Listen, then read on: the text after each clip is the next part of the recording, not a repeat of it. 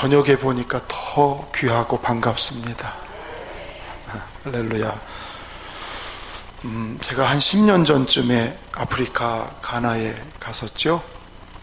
기억나는 한 가지 설교 준비하면서 어떤 동네에 들어가니까 큰 나무 밑에 거기 애들이고 사람들이 많이 모여서 거기서 우리를 기다리고 있더라고요. 선교사님하고 저가 간다니까 기다리고 있는 거예요. 그 가나 신학교 졸업한 현지인이 얼마나 불같은 열심이 있는지 예배당도 없는데 전도해서 사람들을 불러 모은 거예요. 대충 하여튼 30-40명은 모이지 않았나, 그렇게 모였어요. 그 자리에서 예배드리고 말씀 듣고 그렇게 즐거워하고, 또 그 나라의 특징은 모였다면, 또 찬양만 했다면 다 일어나서 춤을 추면서 아주 뭐라 그럴까요? 이 끼가 있는 것 같이 그렇게 나무 그늘 아래서 예배드리는 장면을 본 게 지금도 생생해요. 그런 데가 몇 군데 있어요. 그래서 그런 곳에 누군가가 후원해주면 보름굴에도 예배당을 지어서, 왜냐하면 그들은 비 오면 못 모이니까, 가까운데 학교가 있으면 학교 빌려서 예배드리고, 그런 장면이 생각이 났습니다.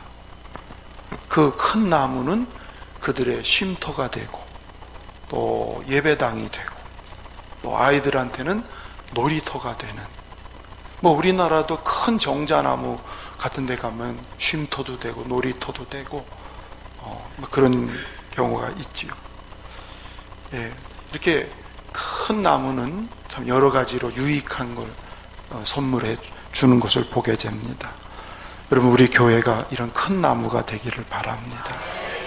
여러분, 우리 성도들 삶이 이렇게 큰 나무처럼 번성해 가기를 주의 이름으로 축원합니다. 자, 오늘 본문을 통해서 이제 말씀을 나누는 것은, 하나님은 나무를 심으시는 분이신 거예요. 나무를 심으세요. 무슨 말인가? 하나님은 농부시라고 그랬거든요. 애굽에 종살이 하던 그들을 나무로 말하자면 그들을 뽑아다가 가나안 땅에 탁 심으셨어요. 할렐루야.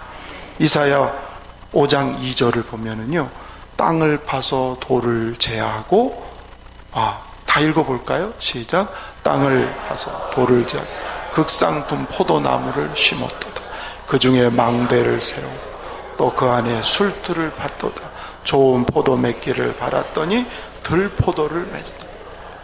하나님은 극상품 포도나무를 그 가나안 땅에다 이스라엘을 심으셨다는 거예요. 또 7절에 보면 무릇 여호와의, 시작, 무릇 만군의 여호와의 포도원은 이스라엘 족속이요 그가 기뻐하시는 나무는 곳까지만, 여기 그가 기뻐하시는 나무는 유다 사람이라. 하나님이 이스라엘을, 유다를 가나안 땅에다 다 심으셨어요. 요셉을 하나님이 들어다가 애굽에다가 심으셨잖아요. 지금까지 이 얘기 쭉 해왔는데, 그렇죠? 요셉이 종으로 팔려가고 감옥에 가고 애굽의 총리가 되는 그 전 얘기를 제가 했다고요. 그걸 저는 한마디로 요약하면 하나님이 요셉을 옮겨다 심으셨다, 애굽에다가. 아멘. 하나님은 우리 열린문 교회를 여기다 이렇게 심으신 거예요. 옮겨다가 여기다가 탁 심으셨어요. 하나님은 목사도 옮기셔요. 제가 신학교 때 알지도 못하는 부여 땅에 저를 들어다가 장안면 지토리에다가 딱 심어놓고 14년 거기에 뿌리 내리고 일하게 하시다가, 또 들어다가 규암에 갔다가 또 심어드리고 거기서 18년 있게 하시다가, 이제는 열린문 교회로 저를 옮겨다가 여기 탁 심어 놓으셨단 말이에요. 하나님은 농부세요. 예, 사람을 때로는 이렇게 심으세요. 그래서 잘 자라게 해서 제목으로도 쓰고 열매로도 쓰고. 아멘. 그렇습니다. 여러분, 우리 삶의 현장도 마찬가지예요. 내가 어느 직장에 들어갔다. 하나님이 나를 거기다 심으신 거예요. 네, 그 직장이 어디든지. 네? 내 삶의 현장이 하나님이 나를 거기다가 심으셨어요. 그러니까 거기서 잘 자라서 거기서 열매를 맺고 거기서 좋은 제목이 되면 하나님이 쓰시는 그릇이 될 줄로 믿습니다. 아멘. 처음에는 울타리 안에 이렇게 있던 나무가 점점 커지니까 울타리 바깥으로 가지가 쭉, 그게 오늘 성경에 무성한 가지, 담을 넘었도다, 이렇게 번성해 가는 거죠. 이렇게 왕성해 가는 거죠. 이게 뭘 상징하냐면 하나님의 나라가 이렇게 점점점 커져가고 왕성해져 간다. 오늘 교회를 통해서, 우리 믿음의 성도들을 통해서 하나님의 나라가 이제는 울타리 안에만 있는 사람이 아니라 가지가 점점 뻗어서, 그렇죠? 나를 통해서 하나님의 나라가 번성해 가는, 그게 오늘 성경이 말하는 핵심 요지의 말씀입니다. 옆에 분 축복합시다. 무성한 가지가 꼭 되시기 바랍니다. 할렐루야. 우리 교회가 그렇게 될 가능성이 있어 보여요? 안 있어 보여요? 어떻게 알아요? 꿈도 야무지셔? 어떻게 그걸 믿어요? 저는 확실히 믿는 건 마중물이 있기 때문에. 마중물을 부면 반드시 나오게 돼 있어요. 하늘로 심으면 하나님이 내리세요. 그래서 반드시 하나님은 우리 교회를 무성한 가지처럼 담을 넘게 하실 것을 저는 믿습니다. 그 범위는 측량할 수가 없어요. 하나님이 제한 없는 분이시니까 하나님이 하시고자 하면, 그렇죠? 저는 그렇게 되리라고 믿습니다. 그런데 중요한 것은 이 무성한 가지는 22절을 읽어보실까요? 자, 시작. 요셉은 무성한 가지, 곧 샘 곁에 무성한 가지라. 그 가지가 담을, 여기서 중요한 단어를 꼽으라면 뭘까요? 예? 누가 대답했어요? 아, 뒤에서 이은주 권사님이시는, 여기 샘 곁에 무성하다 그랬어요. 무성한 가지가 되려면 반드시 샘 곁에, 다른 말로 하면 시냇가에. 할렐루야. 여러분, 여기서 샘은 뭘까요? 샘은 뭘까요? 말씀. 또 생수의 근원이신 하나님. 여기 샘이라는 건 하나님 자신이에요. 예, 생수의 근원이신 하나님을 떠나면 그건 죽은 거예요. 근데 그 나무가 샘 곁에 생수의 근원이신 하나님께 뿌리를 내리는, 즉 말씀의 뿌리를 내리면 그건 반드시 무성한 가지가 돼서 담을 넘는다. 오늘 꿈장이 요셉 37장에서 하나님은 그에게 꿈을 주셨어요. 이 꿈이 뭐냐면 묵시라는 거예요. 하나님이 그 당시에는 꿈을 통해서 계시하고 말씀하시는 거예요. 어린 요셉은 하나님이 어린 시절에 준 말씀, 하나님이 주신 묵시를 계속 그걸 붙잡고 평생 살아간 거예요. 그가 노예가 되고 감옥에 가고 어디를 가든지 하나님이 주신 그 말씀, 그 묵시, 그 꿈, 그것만 붙들었어요. 샘 곁을 떠나지 않았어요.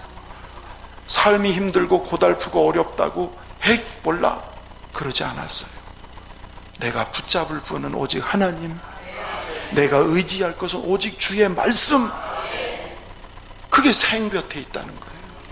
요셉이 무성한 가지가 된 비결은 자기가 똑똑해서 된 게 아니에요. 자기가 지혜로워서 된 게 아니에요. 오직 하나님께로부터 나오는 지혜, 능력, 권세, 애굽 사람이 탕복했던 그 지혜. 요셉은 뭐라 그래요? 하나님이 하신 겁니다. 왜? 자기가 한 게 아니라는 걸 너무 잘 알아요. 하나님이 보이시고 하나님이 해석해 주시고 하나님이 그렇게 하실 겁니다. 예. 샘 곁에 있는 가지의 모습은 항상 하나님이 주인이신 거예요. 내 인생의 주권은 오직 하나님께 있습니다. 할렐루야. 우리의 생명은 뭐죠? 우리의 생명은 이렇게 너무 어렵게 들으시려고 그래. 제가 쉬운 걸 물어보는, 우리 생명은 뭐죠? 예수 그리스도.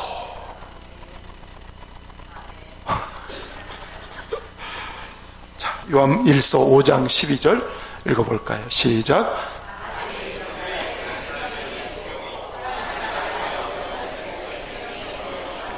할렐루야. 예수님만이 생명이에요. 내가 곧 진리요 생명이라. 아들을 믿는 자에는 생명이 있다. 예수님이 생명이에요. 할렐루야. 그 예수님 내 안에 계시고 그 생명 되신 예수님과 늘 가까이 교통하는 사람, 그게 샘 곁에 있는 가지. 할렐루야. 요한복음 7장에 보면 7장에 예수님이 명절 큰 날에 예수께서 서서 외쳐 가라사대 이르시되 누구든지 목마르거든 다 내게로 와서 마시라. 나를 믿는 자는 그 속에서 생수의 강이 흘러나리라. 주님은 그 생명 강가로 우리를 이렇게 초대하고 계세요. 할렐루야. 날마다 그 샘 곁에 뿌리를 내리기를 축원합니다. 이걸 요한 시편 기자는 뭐라 그랬어요? 여호와의 율법을 즐거워하여 그 율법을 주야로 묵상하는 자로다. 이는 시냇가의 나무가 계절을 따라 열매를 맺고 잎사귀가 마르지 아니함 같으니 그 행사가 다 형통하리로다. 다시 한번 축복합시다. 샘이 되신 하나님 곁에 늘 살기를 바랍니다.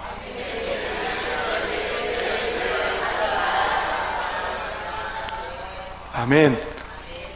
지금 이렇게 저녁 예배도 오시고 조금 더 하면 새벽에도 오시고 이렇게 자꾸 하나님 가까이 하려고, 그러면 이렇게 생수를 마시고 은혜를 받고 나면 삶의 현장에 갔을 때 거기서 잘 자라게 돼요. 그래서 하나님께 늘 가까이 있기를 바랍니다. 그런데 또 한 가지가 중요한 것은요, 이렇게 무성한 큰 나무가 되려면 시련을 통과해야 돼요. 시련이 있어요. 자, 23절 또 읽어보겠습니다. 23절 시작. 활 쏘는 자가 그를 학대하며 적개심을 가지고 그를 쏘았으나. 자, 요셉이요 학대를 받았어요. 적개심을 받았어요. 이건 이미 지나간 얘기지만 요셉이 이렇게 무성한 가지가 된 것은 그냥 된 게 아니에요. 형들이 그를 시기하고 미워했어요. 적개심이 났어요. 저놈 죽여야 되겠다고. 맞아요? 틀려요? 그랬잖아요. 형들이 저 꿈쟁이 녀석 꿈이 이루어지나 어디 한번 보자, 저를 죽여버리자, 이랬단 말이에요. 적개심에 의해서 분노의 화살을 쏴대고, 그리고 짐승들을 가둬야 되는 그 웅덩이에다가 떨어뜨려서 옷을 다 벗겨가지고, 그리고는 장사꾼한테 야 팔아. 얼마나 어려운 시절을 보냈어요. 그렇죠? 참 견디기 어려운 시절을, 그리고 또 잘 살다가 억울하게 감옥 속으로 뚝 떨어지고 밑바닥 인생으로 뚝 떨어지기도 하고. 그렇죠? 그러니까 큰 나무 가지가 되려니까 이런 과정이 있었던 거예요.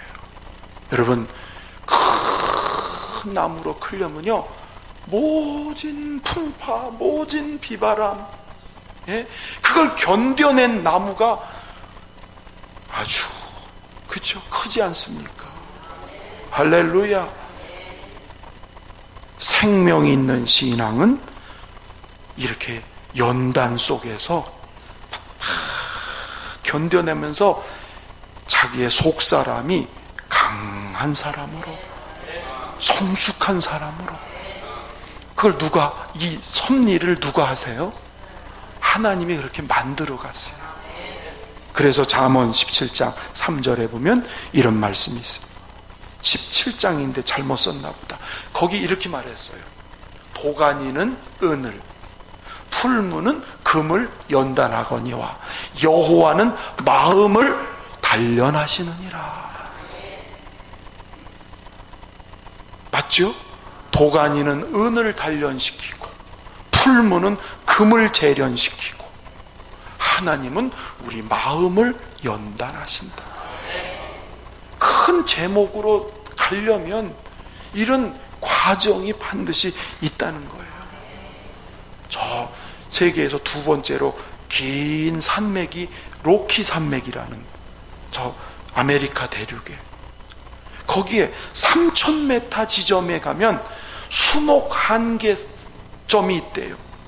풀이나 나무가 자라기가 정말 어려운 어떤 한계점인데, 근데 거기서 자라는 나무가 있는데, 거기에 나무는, 제가 죄송해요, 이 흉내를 내야 돼요.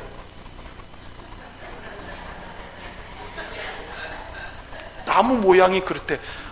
별 볼 일 없어 보이죠?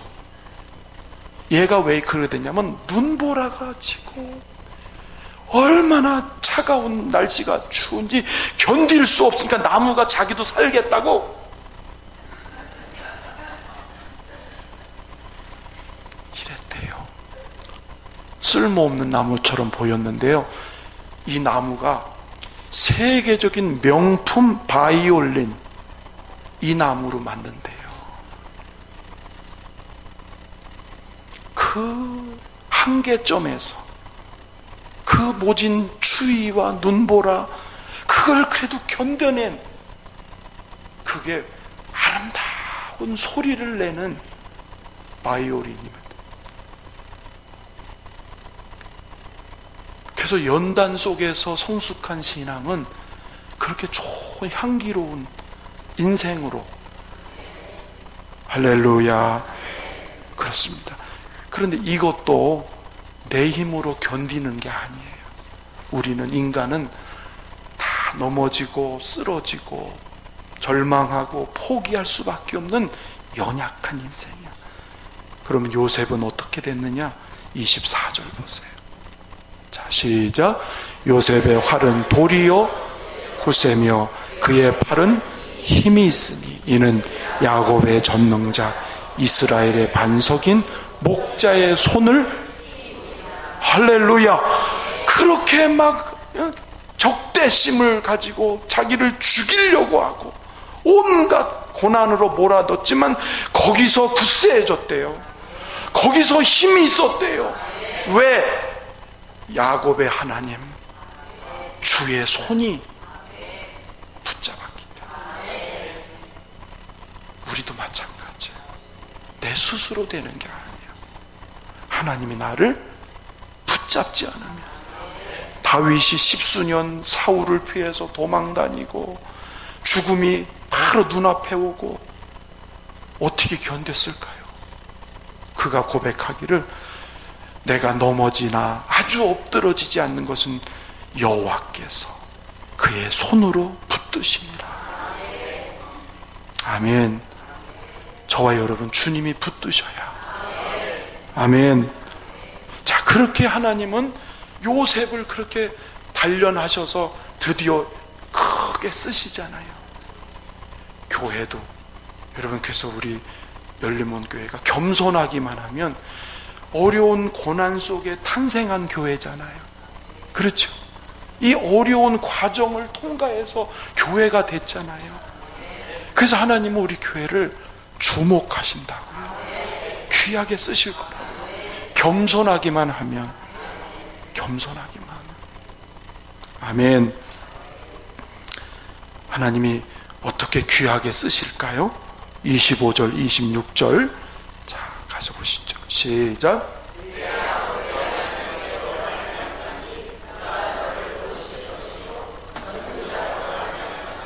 그가 내게 복을 주실 것이라. 위로 젖먹인 그만 25절만 두 절을 따로따로 얘기하는 게 좋겠습니다.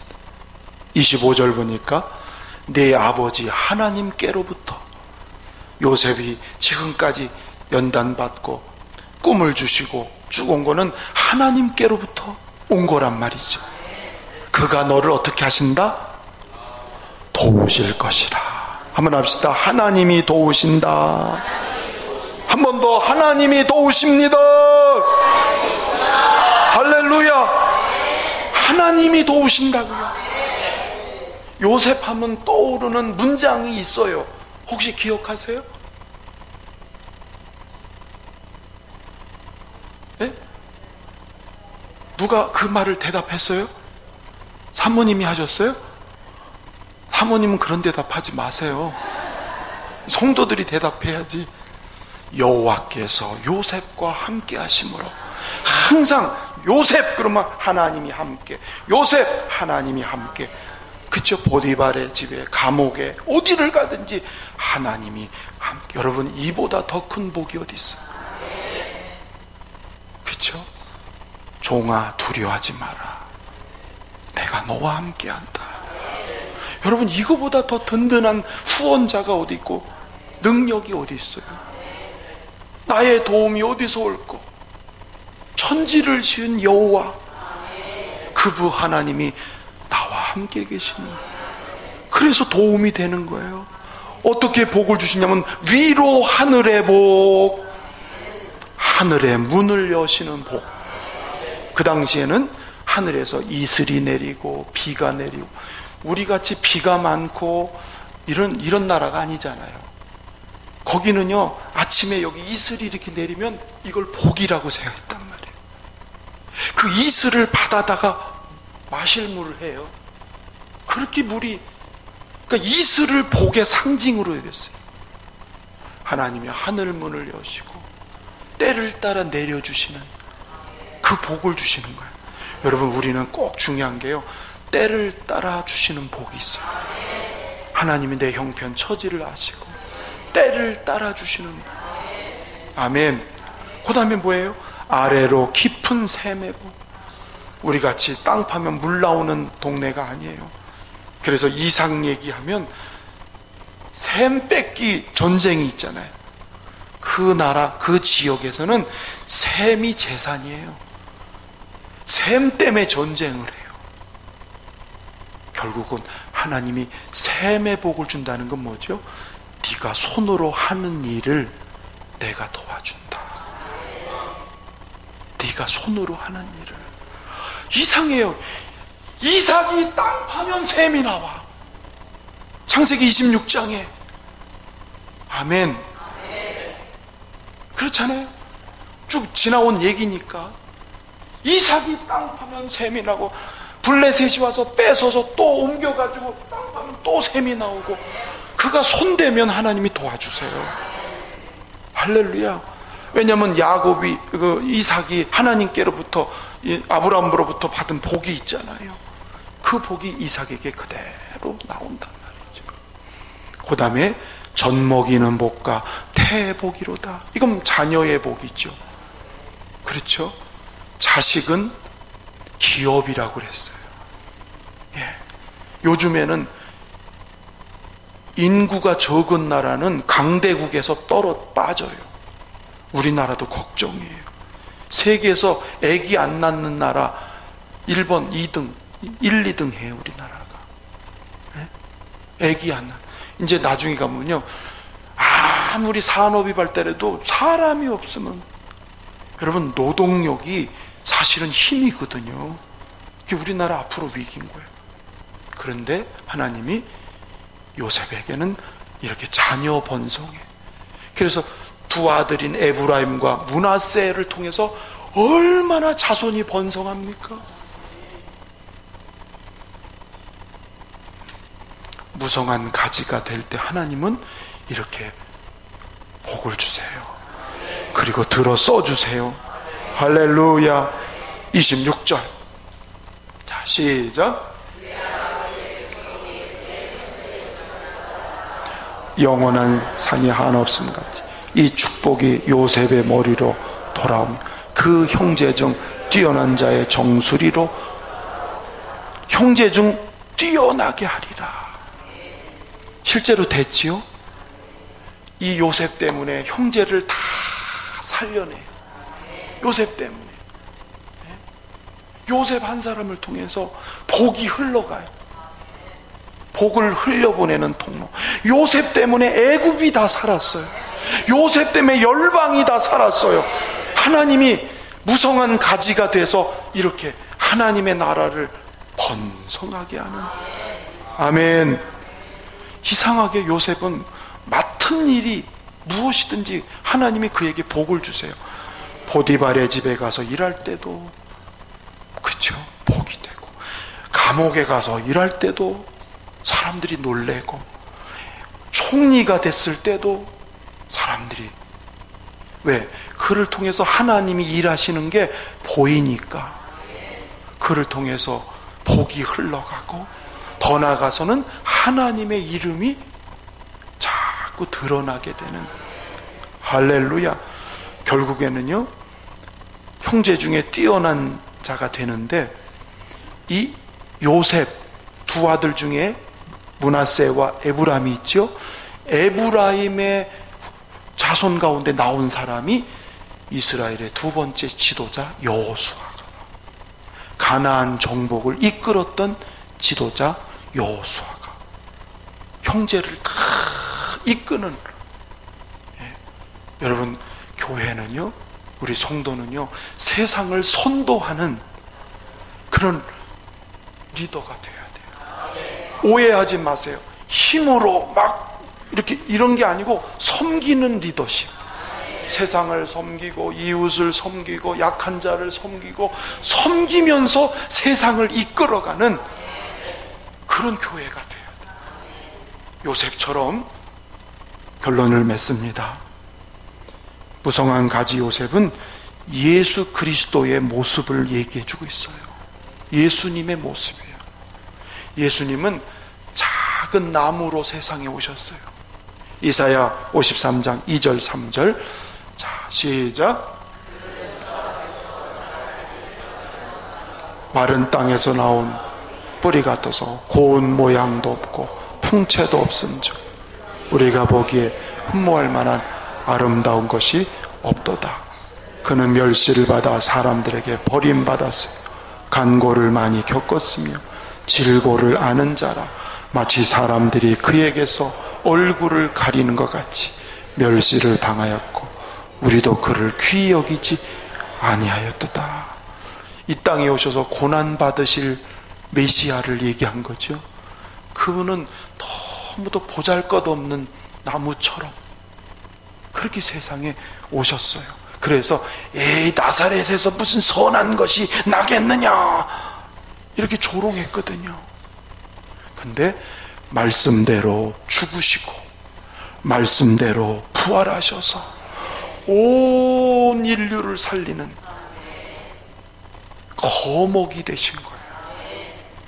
쉘버스타인이 쓴 아낌없이 주는 나무, 그것처럼 예수님은 당신의 살과 피를 아낌없이 다 주면서 그 안에 거하는 자마다 다 살게 하고 부활의 열매가 되게 하시고 그 안에 거하는 자마다 안식을 누리게 하고.